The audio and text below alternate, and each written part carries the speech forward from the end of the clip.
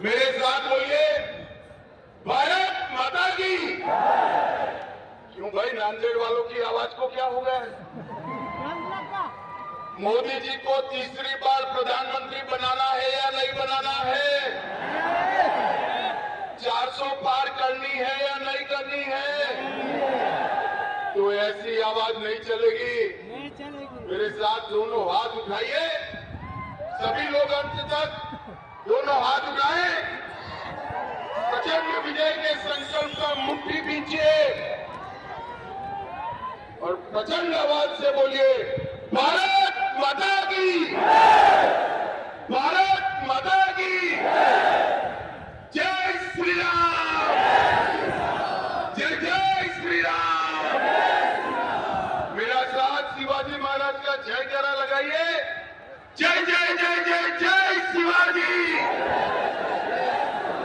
जय जय जय जय जय भवानी। मंच पर उपस्थित महाराष्ट्र के उप मुख्यमंत्री और भारतीय जनता पार्टी के पार्लियामेंट्री बोर्ड के मेंबर श्रीमान देवेंद्र फडणवीस जी, भारत सरकार के मंत्री श्रीमान भागवत करार जी, श्री गिरीश महाजन जी, श्री अशोक राव चौहान जी, श्री अजीत गोपछड़े जी, श्री संजय भाऊ कोडगे जी, सुश्री सूर्यकांत पाटिल जी, श्री भास्कर राव पाटिल जी, डॉक्टर माधवराव जी, श्री राम पाटिल जी, श्री भीमराव केराम जी, श्री तुषार राठौर जी, श्री राजेश पदार जी, और आज जिनको जिताने के लिए मैं दिल्ली से नांदेड़ आया हूं, ऐसे हमारे लोकप्रिय सांसद, आगे आओ प्रताप राव पाटिल जी के लिए जोर से ताली बजाइए सभी लोग। और आज की सभा में इतने विपरीत माहौल में बारिश होने की तैयारी होने के बावजूद इतनी बड़ी संख्या में आए हुए प्यारे भाइयों, बहनों, माताओं और मेरे जिगर के टुकड़े जैसे युवा मित्रों, आप सभी को नमस्कार। सबसे पहले तो भाई स्टैंड करके बैठ जाओ सभी लोग, जरा प्लीज बैठ जाइए, बैठ जाइए। यही रहकर मैं बोलने वाला हूँ, बैठ जाइए। वो व्हाइट शर्ट, बैठ जाओ जरा। वाह, इसका किसकी किस्मत खुली। सबसे पहले अभी अभी गुड़ी पड़वा गया है, नए साल की मैं आप सभी को बहुत बहुत शुभकामनाएं और बधाई देना चाहता हूं। आज मैं जब यहां आया हूं तब राहेल नरसिंह मंदिर, कोलंबी मठ, दत्त प्रभु और सरबंस स्थानी दसम पिता गुरु गोविंद सिंह जी को प्रणाम कर मेरी बात की शुरुआत करना चाहता हूं। आज महात्मा ज्योतिराव की जन्मतिथि है। महात्मा ज्योतिराव ने इस देश में सामाजिक क्रांति लाने में बहुत बड़ी भूमिका अदा की। आज इस अवसर पर दोनों ज्योतिराव और सावित्रीबाई दोनों को प्रणाम कर मेरे बात की शुरुआत करना चाहता हूं। भाई और बहनों, थोड़ा मौसम बिगड़ गया है। कांग्रेस वालों को लगता है कि मौसम बिगड़ा है, मगर मैं उनको बताने आया हूं मौसम नांदेड़ का बिगड़ा है। देश का मौसम बहुत अच्छा है, 400 पार होने वाली है। आज की सभा देखकर शायद ही किसी के मन में ये शंका बच जाएगी कि प्रताप राव चिखलीकर प्रचंड मतों से रिकॉर्ड तोड़कर जीतने वाले। भाई और बहनों, ये जो चुनाव है, ये चुनाव नरेंद्र मोदी जी को प्रधानमंत्री बनाने का चुनाव है। नांदेड़ वालों, आपका एक एक प्रताप राव को दिया हुआ वोट सिर्फ नांदेड़ में प्रताप राव को नहीं जिताएगा, दिल्ली में मोदी जी को तीसरी बार प्रधानमंत्री बनाएगा। मोदी जी ने 2 टर्म के अंदर देश को सुरक्षित किया है, देश को समृद्ध किया है। हमारा अर्थव्यवस्था 11वें नंबर पर छोड़कर मनमोहन सिंह गए थे, 11वें नंबर से मोदी जी 5वें नंबर पर लाए हैं। तीसरी बार प्रधानमंत्री बना दो, हम संसार का तीसरे नंबर का अर्थव्यवस्था बन जाएंगे, इसका मोदी का गारंटी है। भाई और बहनों, हमारे सामने जो चुनाव लड़े राहुल जी के नेतृत्व में, ये सारे लोग यहां पर महाराष्ट्र में 3 पार्टियां इकट्ठा हुई है। एक नकली शिवसेना, एक नकली राष्ट्रवादी और एक आधी बची हुई कांग्रेस पार्टी। अब ये हमारे यहां तो गुजरात में कहावत है, 3 तिगड़ा काम बिगड़ा। मैं आपको बताने आया हूं भाई और बहनों, उद्धव जी की शिवसेना आधी रह गई, शरद राव की एनसीपी आधी रह गई, ये तो आधे थे ही, ये दोनों ने मिलकर कांग्रेस को भी आधा कर दिया, आधा करने का काम कर दिया। अब मुझे बताओ, ये 3 आधे मिलकर महाराष्ट्र का भला कर सकते हैं क्या? जरा जोर से बोलिए, कर सकते हैं क्या? एक ऐसी ऑटो रिक्शा है जिसके 3 पहिए हैं, मगर गवर्नर एम्बेसडर का है, गियर बॉक्स फियाट का है और उसका बाकी का इंजन मर्सिडीज का है। ये ऑटो रिक्शा का कहीं पर भी कोई दिशा तय नहीं हो सकता। इसका भविष्य बहुत स्पष्ट है। ये चुनाव के बाद आपसी मतभेद से ये सभी लोग टूटने वाले हैं भाई और बहनों। और दूसरी ओर मोदी जी के नेतृत्व में देशभक्तों की टोली जैसा एनडीए का कुंबा बैठा है। मैं आज नांदेड़ वालों को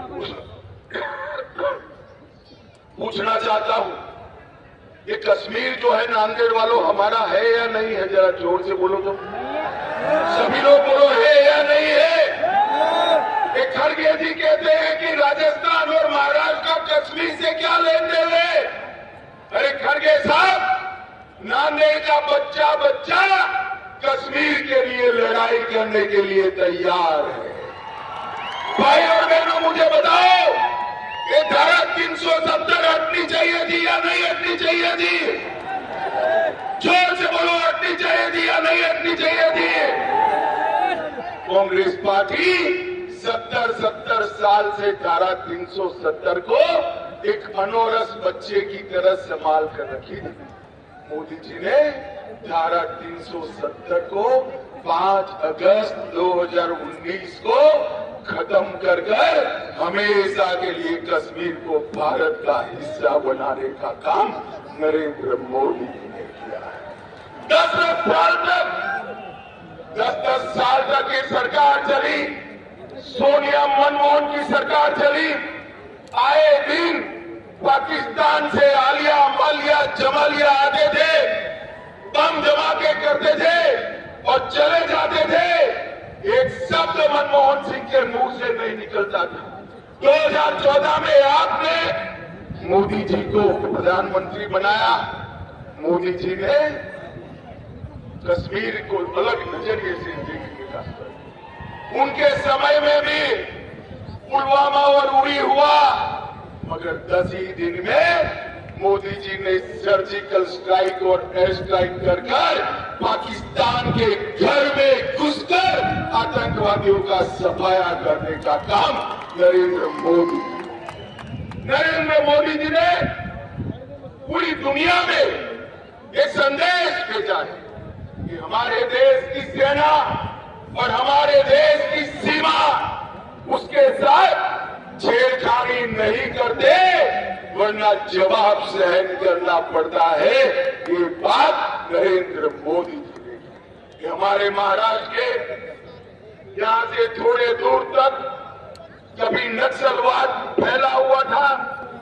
मोदी जी के 10 साल में महाराष्ट्र, बिहार, झारखंड, उड़ीसा, तेलंगाना और आंध्र प्रदेश, इस सभी राज्यों से नक्सलवाद को उखाड़ कर फेंकने का काम ये भारतीय जनता पार्टी की सरकार ने किया।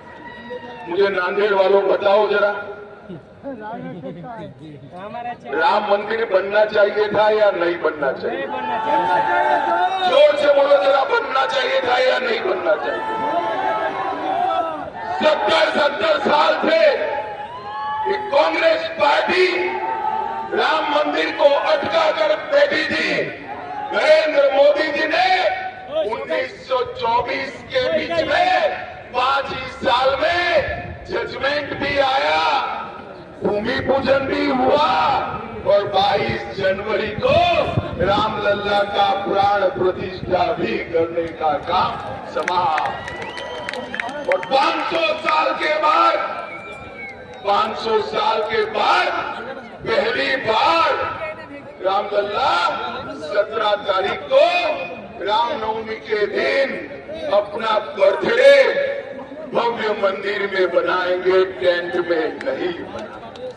और कांग्रेस पार्टी, आपने तो बनाया नहीं, ये तो मैं समझ सकता हूं, आपको अपनी वोट बैंक का डर है, परंतु जब आपको निमंत्रण मिला रामलला के प्राण प्रतिष्ठा का, आप वहां पर भी नहीं गए और जो लोग जाना चाहते थे उनको कांग्रेस पार्टी से निकालने का काम एक कांग्रेस पार्टी ने किया है। भाइयों और बहनों, ये लोग देश का सम्मान नहीं सोचते। मोदी जी ने काशी विश्वनाथ कॉरिडोर बनाया, करतारपुर कॉरिडोर बनाया, सोमनाथ का मंदिर सोने का बन रहा है, वहां काली माता का मंदिर पुनर्स्थापित किया। 450 साल के बाद हमारे सभी मानबिंदुओं की सुरक्षा करने का काम नरेंद्र मोदी जी ने किया। भाई और बहनों, आज मैं यहाँ आया हूँ तब शरद राव जी को पूछना चाहता हूँ कि शरद राव जी, एक बात बताइए, 10 साल तक सोनिया मनमोहन सरकार के आप कर्ता धर्ता थे, 10 साल तक आपने महाराष्ट्र को क्या दिया? नांदेड़ वालों, हिसाब मांगना चाहिए या नहीं मांगना चाहिए? जरा जोर से बोलो, मांगना चाहिए नहीं मांगना चाहिए? उनको देना चाहिए या नहीं देना चाहिए? वो नहीं दे, मगर मैं आज लेकर जाता हूं। 10 साल में उन्होंने महाराष्ट्र को 1,91,000 करोड़ रुपया दिया था और 1,91,000 करोड़ के सामने नरेंद्र मोदी जी के 10 साल में 7,15,000 करोड़ रुपया महाराष्ट्र को देने का काम नरेंद्र मोदी जी ने किया। इसके अलावा इंफ्रास्ट्रक्चर के विकास के लिए 3,90,000 करोड़ अलग से दिया, 75,000 करोड़ रुपया नेशनल हाईवे के लिए, 2,10,000 करोड़ रुपया रेलवे के लिए, 4,000 करोड़ रुपया एयरपोर्ट के लिए और 1,00,000 करोड़ रुपया स्पेशल इंफ्रास्ट्रक्चर प्रोजेक्ट के लिए देने का काम नरेंद्र मोदी जी ने किया।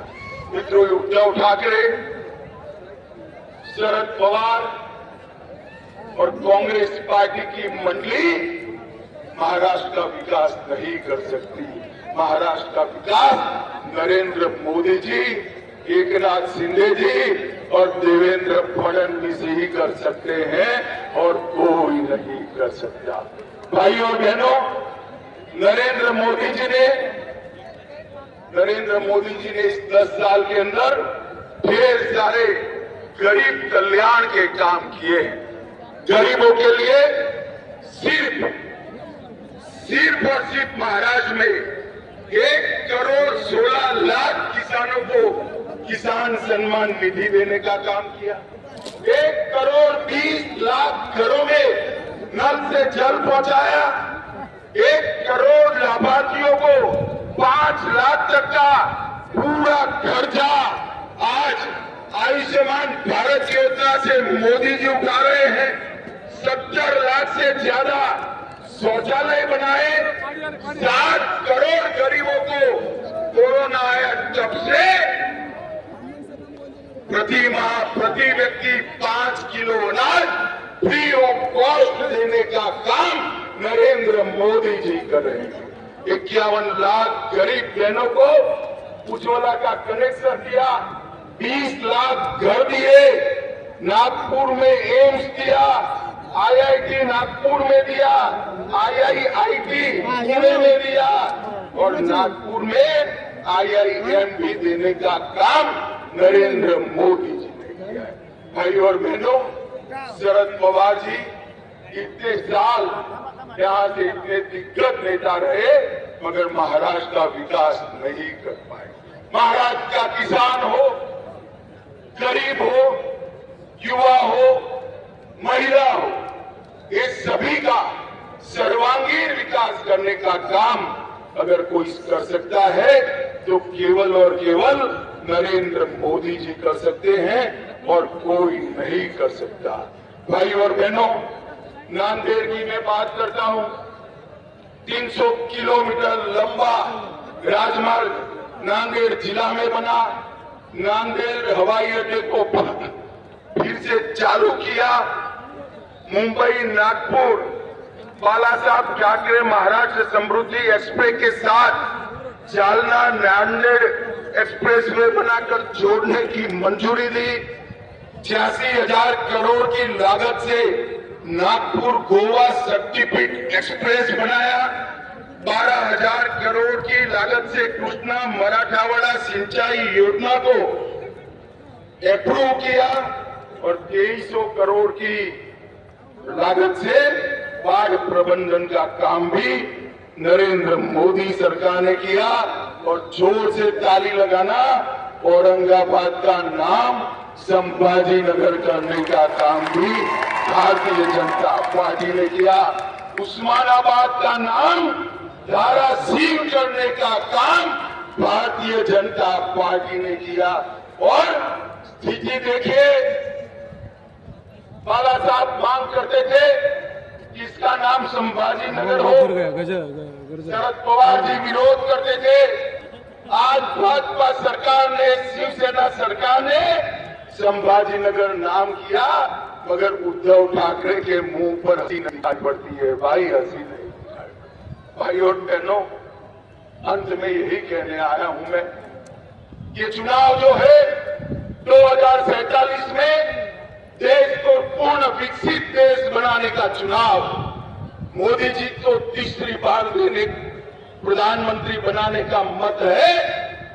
मजबूत भारत की नींव डालने का काम, एक ऐसा भारत जिसके सामने कोई नजर उठाकर देख न पाए, एक ऐसा भारत जो भारत सर्व दिशा में, सर्व क्षेत्र में, समग्र विश्व में एक नंबर हो, इस ऐसा भारत बनाने का ये चुनाव है।